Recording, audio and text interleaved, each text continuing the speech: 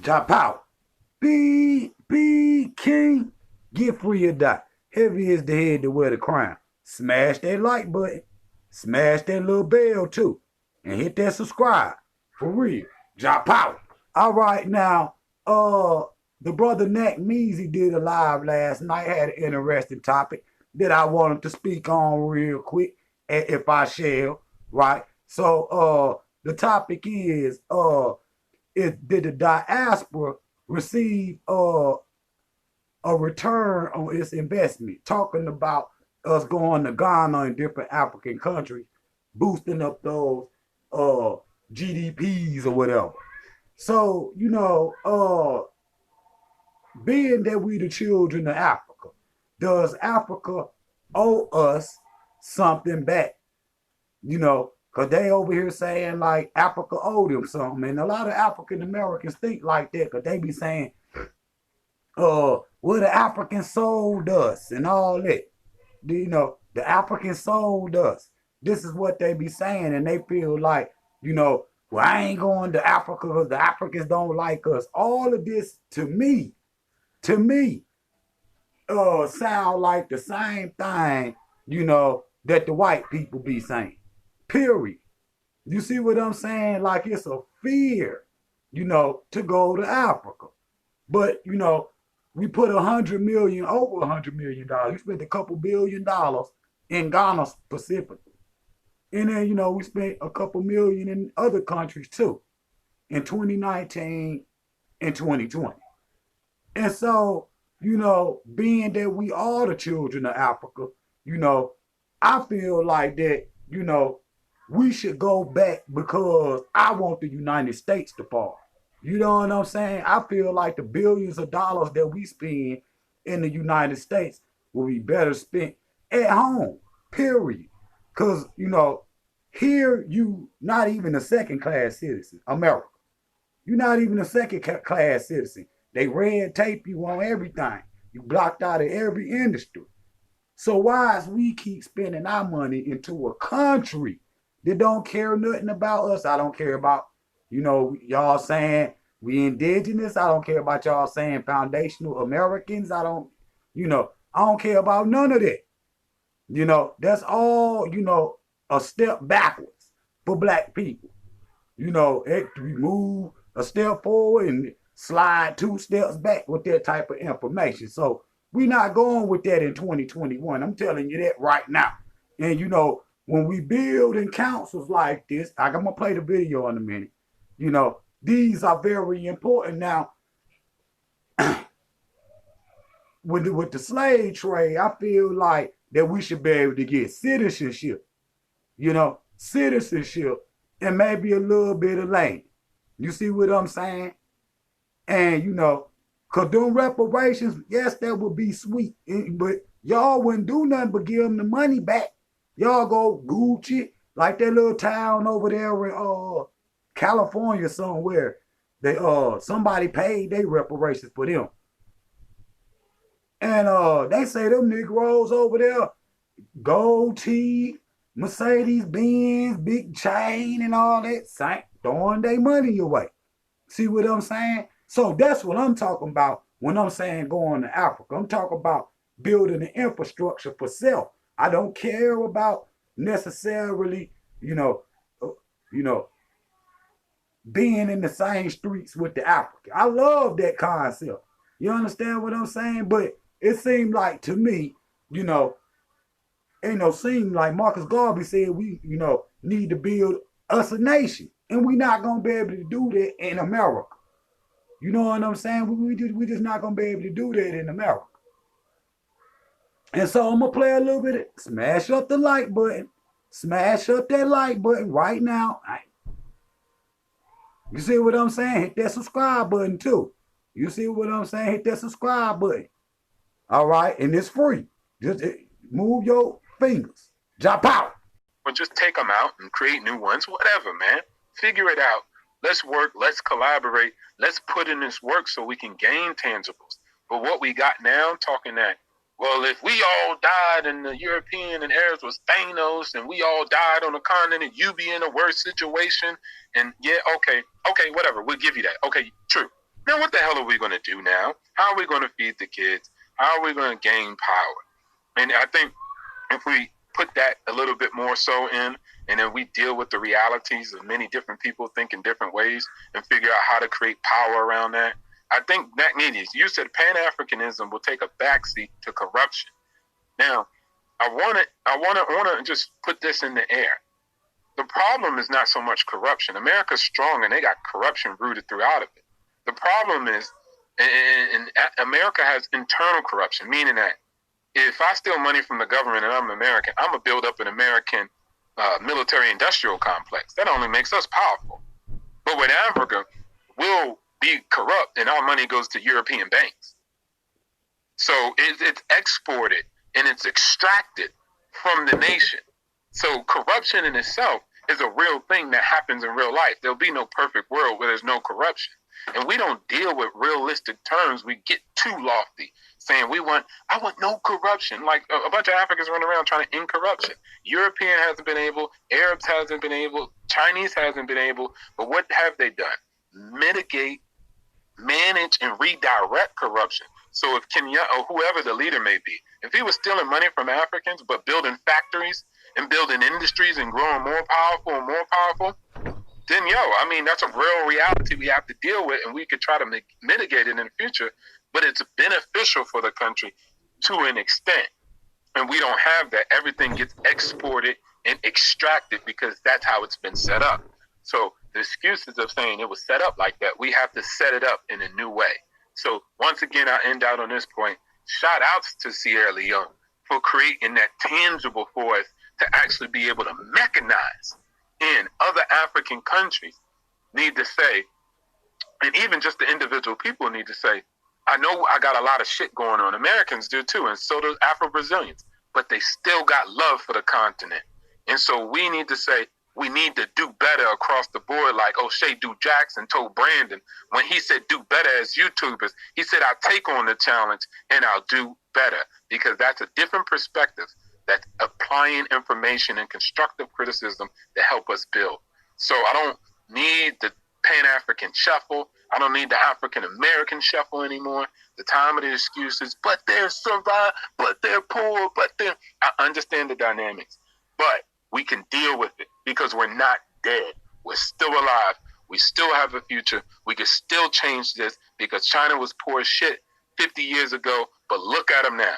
So once again, you could change your realities. You might not agree with it. I don't care. It's the end result. And the end result for us has been bickering and confliction. We need to actually figure out how do we move forward. And we can do it, brothers and sisters. We can do it, Africans that are listening. Let's put more emphasis on focusing on us and have reconciliation with us instead of having reconciliation with Europeans and Arabs and Asians. We need to focus more on that Neezy's famous quote that needs to be put on a shirt and merch: internal customer service. Facts. Yo, can I ask a question? Hold on, bro. Let me acknowledge Eric B. Quasey in his super chat, and then Queen Ma'at, she had a comment. You have to understand that in Africa, the leaders don't have good intention for the citizens. In Ghana, for example, the police make about $500 a month, and that's one of the biggest problems. Exactly, and that's why I always say African countries have to do right by their own people. If you give somebody an AK-47 and you pay him $500 a month, that's a recipe for disaster. Okay, they need to take care of their own people. And then look, you can go to New York City and people will try to scam you. I'm not going to try to put all the scams on Africa, but people are less likely to try to scam you if their belly isn't pushing them to do so. So Eric B. Quasey, salute for you for the super chat and that great comment right there. Queen Ma'at girl says, oh, there's a whole bunch of comments that I have to acknowledge. Hold on. Actually, I want Queen Ma'at girl to come into the chat if she can, but we're going to let Focus Ball rock. Oh, this was the comment. It was from Chow Boutique Chow Boutique Skincare, all right? Back to Africa is an agenda promoted, is a agenda promoting an illusion. This is a money move, not Black Americans are home, we don't need to run anywhere. Now.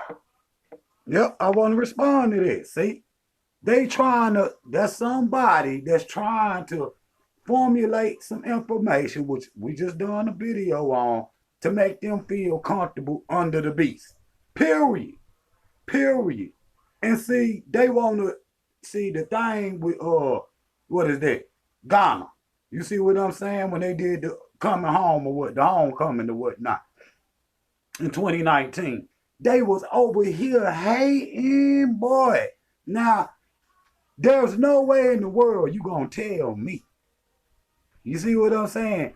If you got some money, cause that's how I know. This how I know it's some economics. Cause they gonna say, oh, well, what about the brothers and sisters in the projects that standing on the corner that want to go to Africa and can't get to Africa?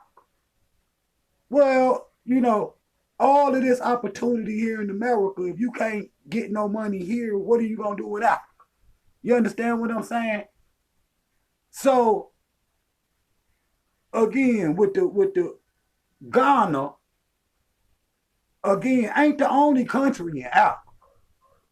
So let's just get that right. Y'all can't judge the whole Africa just off Ghana. Cause you say, oh, that's just a money racket. That's just a money racket. Ain't nothing in the world free.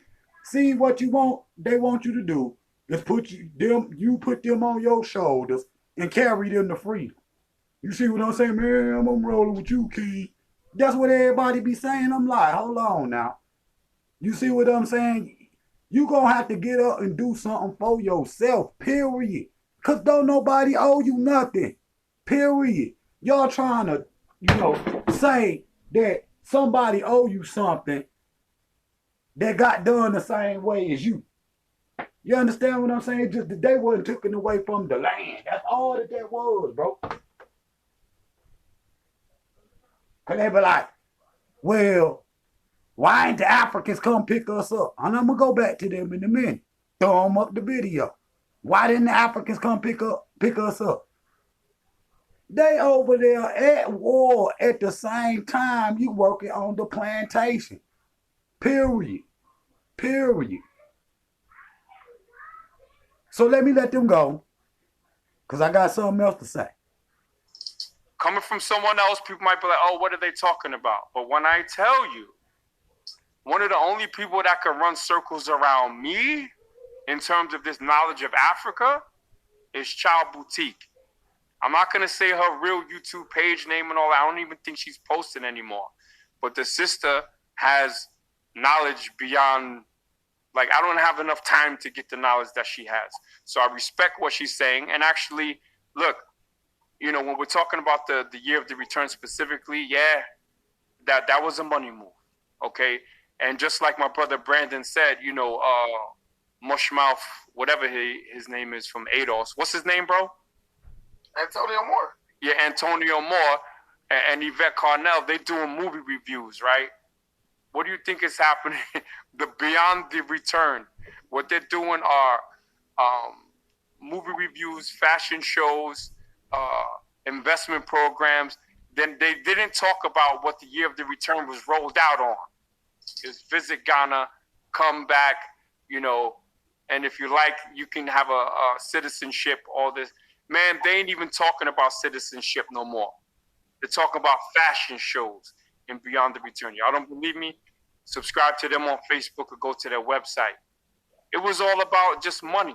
If they were really about bringing Black Americans there for long term, they would have made it visa free for any Black American with a blue passport.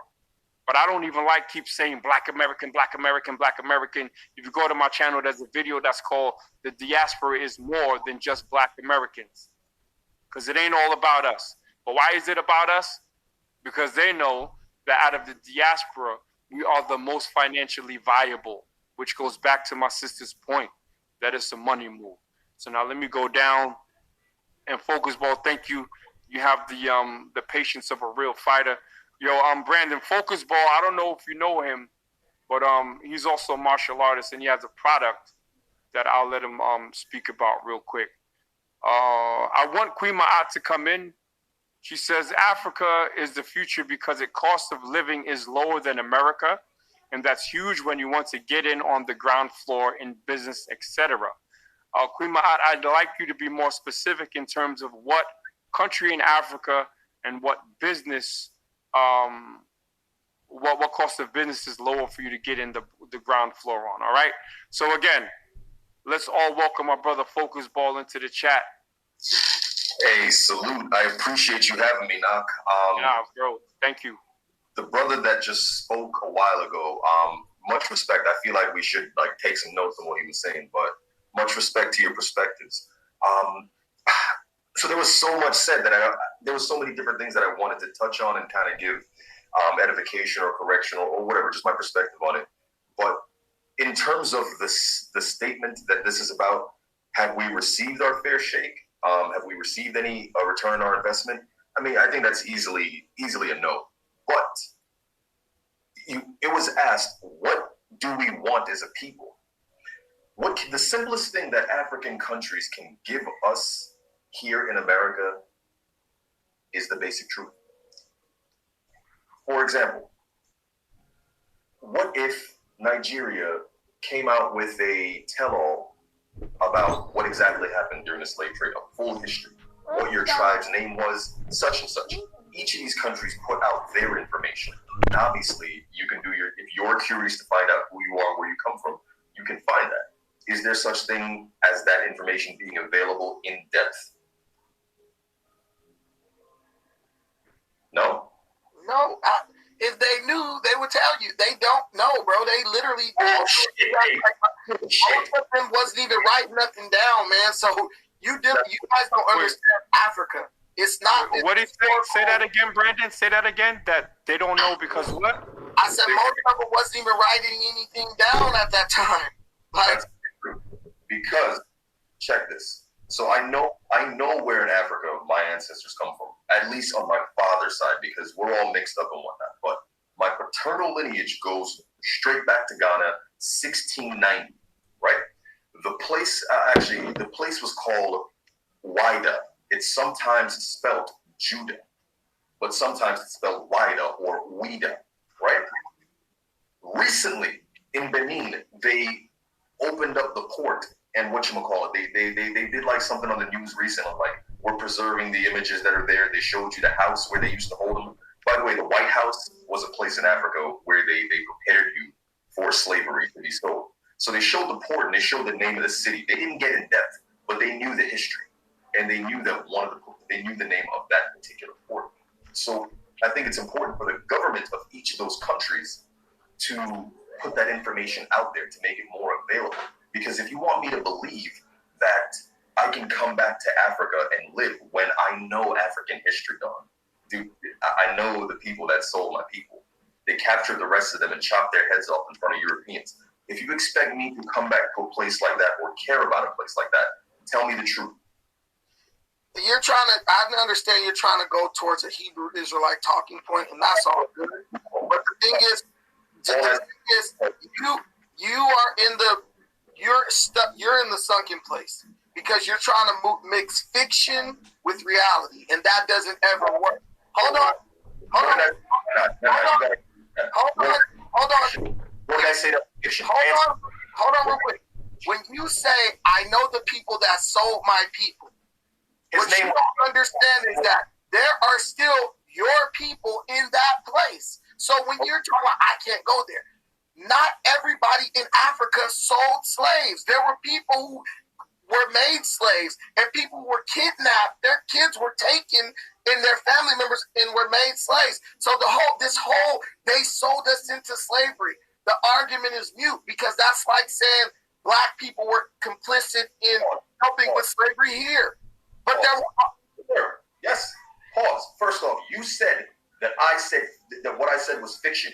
You need to tell me what I said that was false, or else everything you just said is nonsense. You said what I said is fiction. What did I say that was fiction? You said, I know the people who sold my people. So who are your people? My people they're Akan people. They came from Huida. 1690 was when the ship left. The man was King Hafan. So who sold them? Who sold them? That I said false. That is not Who false. sold them? Tell me who sold them. King Hafan. Okay, so when you're saying King Hafan, he sold every person from your people. My ancestors, Naquan, was sold by King Hafan. You said I don't know what I'm talking about. People were running up and down the coast selling people and kidnapping people, everything. There's no way you can know exactly who sold all your people. It's just impossible. The point I'm making is, if Africans gave you everything, this is the question I want to ask, and this is to all the people, FBAs and all that. If Africans gave you everything you wanted, if Africans gave you everything you wanted, what would you ask for, and who would mediate the conversation and negotiation to get what you want? That's all. That's my only question. What would you ask for, and who would mediate those terms? Watching you this whole show, you dance around things. I'm asking you a simple question. I'm not going to ask nothing else. I'm not answering your question because you haven't gotten through what I just said. What? These countries just come out with their history. You just said how. So you asked. I'll answer the dang question. They can't give you what you want. That's the answer to your question. We're not moving past my point, though. We're not moving past my point. Listen, I'm asking my point until you answer it. They cannot give you what you want. That's the answer to your question. They cannot give you what you want. Why not? Because they do not have the historical record. You're telling me they don't know their own history. And that's so how the fuck are you gonna help me? You don't even know your own history. So that's the same thing I'm saying, bro. Why are you looking to them for help? You a black man. You already know what you want to do. Bro, so why you not looking to anybody for help? See, bro, you're flipping shit. All I said was, if you want, dude, be quiet. If you want this, if you're telling me that, look, the statement is, has the diaspora received its end of the investment? Has the diaspora, us, received a return on our investment? Right. No. If I looked for any kind of return, if I wanted anything from Africa, it's just the history. That's all I want. So that I know my history. That's all I want. Because that's the least you can give us. That is. Do you hear what you just said just now? Do you hear what you just said? Okay, let me answer that question. Here comes the shuffle. Let me answer that question more directly. See, there's a tone here that is going on that so many people will be very happy to hear. And you people better be careful what you are wishing for. So, let me say this. You are asking about whether somebody who kidnapped, who sold Hutu into slavery. There are people that were slave traders that were sold into slavery themselves. These type of dynamics can occur during wars. When they capture people, they sell the prisoners to war. Maybe that king that sold your ancestor captured your ancestor from a war and sold you off, and tomorrow he was conquered and his people were sold off. The same thing happened. And what dynamics led to these things? What dynamics led to these things is the same debate we are still having, because people came into Africa and they took advantage of us. It's just that simple. Division. See, let me tell you something. Division has always been our biggest enemy. If Africa had a nation like India or China had when they arrived, they would never have been able to do what they did to us. They go to every village, I'm friends with you, I'm against the other guy, and literally the script that they used in Nigeria was so crazy. They came into Lagos, conquered Lagos, used Lagosians, conquered the deeper Yoruba area, then used Yoruba to conquer the Igbo, then used the Igbos and the Yorubas to conquer the Hausas. Literally like that. Because we are so divided. So but then look at your tone today. You are still making the mistakes of your forefathers. What's that? Divisive language. If you keep thinking that them and us, you've already lost. All right, hold on. Let me jump in. Hold on. Because that's exactly what I will say. See, we got this language, a negative tone to say. That's what I was saying about that one sister. She kept saying, y'all. She from Africa. She kept saying, when y'all come over here, when all that. I'm like, y'all, what did you talk about? We don't even talk like that in the hood. You know what I'm saying? We be like, bro, what up, cuz? You know what I'm saying? We talk like that in the hood, but then you get the diaspora with the continental Africans. We go to y'all, us. You see what I'm saying? And that brother talking about why can't the Africans give us their history? Man, the same thing that happened to us happened to them. African history was oral history. That's what made Egypt so special, because he keeps saying he know the history. If you know the history was an oral history. So if you was to go get some information like that, you gonna have to go talk to them people that live in the bush, and they might not even can give you the answer. See, when the hunter will always win against the lion if the hunter is the one telling the story. Now that's an African proverb, young man, that you need to learn right there. See what I'm saying? But Africans sold us and all that. Y'all still holding on to something from 500 years ago. And you ain't the actually ones they sold. And even though that happened to them, our ancestors were still wanting to go back to Africa. So even if one of their brothers or sisters sold them, they still wanted to go back to Africa. So what's your excuse? Go ahead, brother. Let the host jump in. Hold on. The host with the most is here. Check it. We can't say that my brother is speaking divisive when you literally just to Niger talked about the division in one country. A Nigerian brother. Thing. Hold on, brother. A Nigerian brother that I hold very dear to myself. He's from Edo State. He says Nigeria is divided we stand and united we fall, because it was a corporation that was started by, not a corporation, it was just thrown together by, I believe, Frank Lugard. Oh my, we got a heavy hitter in here. Hold on. It was thrown together by Frank Lugard, and these different nations didn't even really work with each other. They were pushed together. They weren't pushed apart, they were pushed together, and they don't mesh with each other. This is why, the North is typically uneducated, and the South has the education with the I believe it's the Yoruba, and then the Igbo are the business people. They're different people. In the South and Southeast or whatever, they eat fish or crabs, and in the North they don't, because they're Muslims. There's a whole bunch of things. There's already division there. And now we're getting to the meat and potatoes of why Pan-Africanism doesn't work on a continent, because they're divided based on ethnicities. So when you try to do flat blackness on the continent, you run into all these issues that eventually rear their ugly head, which is why Rwanda had to make it illegal to be talking about tribes, which is why Nigeria, I don't know if they're still pushing it, but they were pushing this, we're Nigerian first before we're the tribe. That ain't never gonna work, because you can never tell an Igbo man to stop being an Igbo man. You can never tell a Yoruba man to stop being a Yoruba man. These people have different cultures, have different languages, eat different food, have different phenotypes, and have different religious beliefs. So we have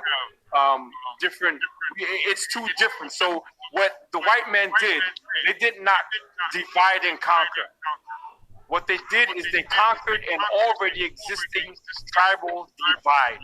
So now I'm gonna let my brother Bishop. I'm gonna give my brother Focus Ball a chance to respond. Go on, brother. Now that I want to speak on. Now, he said the Europe. I love you, brother, but you talk about the Europeans ain't conquer and divide. You see what I'm saying? What you don't understand is Africa, yes, it was regional. See, you just ain't go back far enough. See what I'm saying? You keep talking from a West African perspective, bro. The reason why slavery was so abundant between Africans is because Islam. Bro, you don't want to say that because you probably Islamic. Period. Islam, if you not Islamic, they consider you an infidel. And if you an infidel, they can sell you, brother. Period. It ain't had nothing to do necessarily with the tribes or none of that. That shit always got something with a religious tone to it. Cause show me some Africans that were selling Africans now before the Arabs. Show me the Africans and show me the king, the tribe, that anybody out there. Show me some Africans that were selling other Africans before the entry of Islam in the 7th century AD. You see what I'm saying? They conquer and divide right now in business. It ain't just in war. They do that shit in business. They do that shit on the job. That's all it's about. Everything is about power, and power is always exchanged by force. It ain't never, oh, we just gonna come in and just, yeah, they got in the Africans' ear ones that was enemies. Dr. Clark said that. Dr. Clark said that, that they would, get into, the Hausa ill, and then the Browns, and then they start arguing and fighting and enslaving. Yes, that's true. But what y'all talking about indentured servitude and slavery is two different things. For one, you could marry back into the family. Number two, you wasn't sent off to no other place. So I don't want to hear like slavery and indentured servitude is the same thing. But that indentured servitude still started with the advent of Islam. And the ticket is, go watch Dr. John Henry Clark lecture, The Coming of the European, period.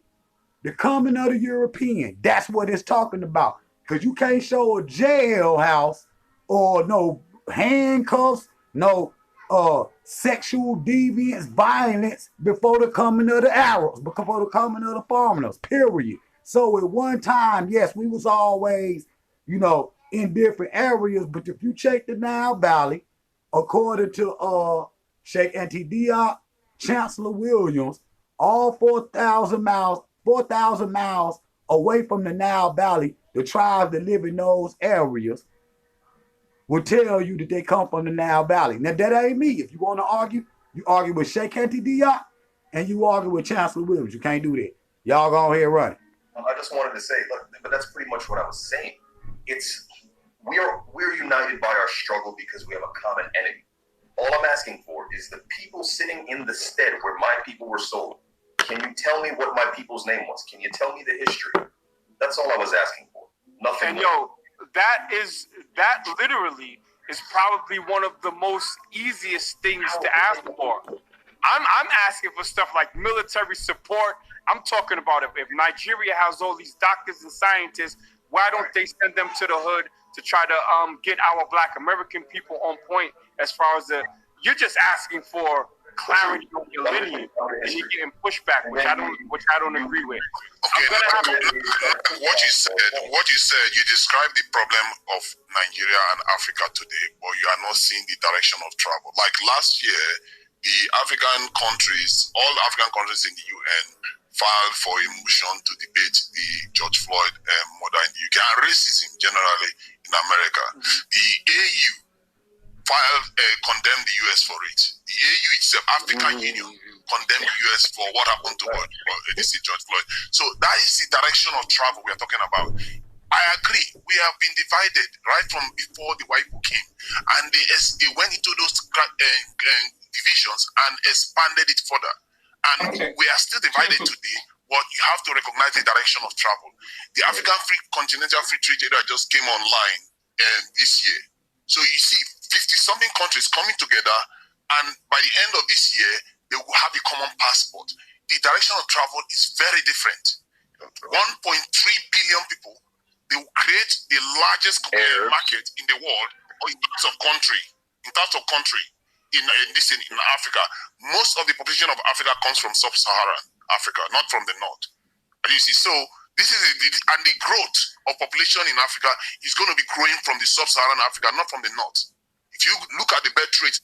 Now, I'm not gonna play this man whole video, but I do want to speak on, the borderless Africa, because that's what we need, a one Africa. Because y'all keep saying that, the Europeans ain't break up Africa, and we was broke up before, the Europeans got there.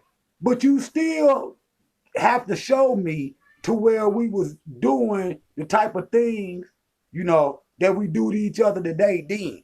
You understand what I'm saying? Period. You got the sex trade and shit today in America, which ain't nothing but a modern slave trade. Period. Period. You could call the first sex trade was the slave trade. Period. So it's been a lot of shit going on both sides. But see, okay, we must talk about it and bust it down. That's how we get to the root of the problem. You see what I'm saying? That's how we get to it. But, you know, having that animosity towards Africa ain't going to get you nowhere. Period. It ain't going to get us nowhere to be sitting up here, you know, still having brothers and sisters of Africa having a negative connotation with us. You see what I'm saying? That's what we were talking about. Like what was going on with Art Cathy up there in the Gambia. You know what I'm saying? Nowadays, you know, gonna be looking at us like we stupid, you know. And I ain't know because we still there, but I'm just saying, hey, all of this was created, mastermind by the Europeans. All that division is, because let me listen to this. A Frenchman don't like a German. A German don't like a Frenchman. A American don't like the Russians. The Russians don't like the Americans. And this, that, and the third. That shit started with them. That shit started with them. Yes, we been had different tribes, but you can't show me no, well, we mass murdering, we got hanging folk, and we got people tied up and all of that. So this is an ongoing conversation with did the Africans sell us? And listen here. At this point in time, whether they did or not, that still ain't gonna stop that beast from stomping on your head. Period. And see, y'all, hey, say we need to be in America, but y'all ain't in America. You see what I'm saying? Because y'all keep saying, oh, the ones that be talking about Africa in America, but we got plans to go to Africa. Y'all already gone from America, so it's easy for you to say, y'all stay in America and fight. Stay in America and fight. Is you serious? Fight against what? With what? You gonna fight? Try to listen, and I'm gonna end right here.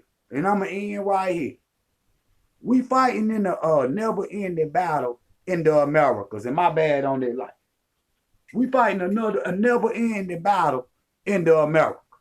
Period. And I'm not saying don't fight. Fight for what you believe is right. But do not go into the situation with a losing attitude like this. Marcus Garvey once said, and I'm done. Come to the table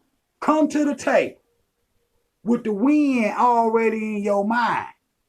If you believe you already done, you know, you don't have the confidence to win, you already lost 2 times in life. You understand what I'm saying? You done lost twice. You understand? Coming in with a losing attitude like this. See, just like the little African brother right there was saying, he's saying we keeping the division going. We doing what our forefathers done, arguing. And that's what got us where we are today in the 14 to 1500s. All right, y'all smash up that like button, and I'll be right back. Jump out. Be king. Get free or die. Heavy is the head to wear the crown.